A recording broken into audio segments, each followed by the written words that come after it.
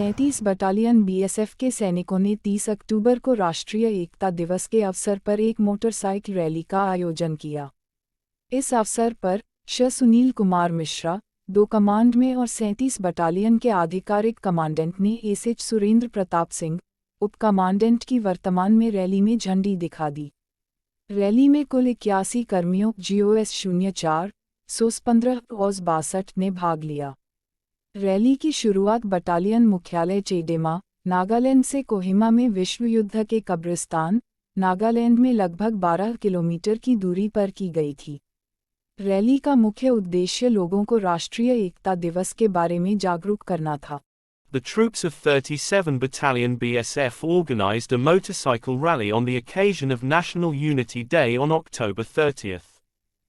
On this occasion, Sh Sunil Kumar Mishra, second-in-command and officiating commandant of 37 Battalion, flagged off the rally in the presence of Sh Surendra Pratap Singh, deputy commandant.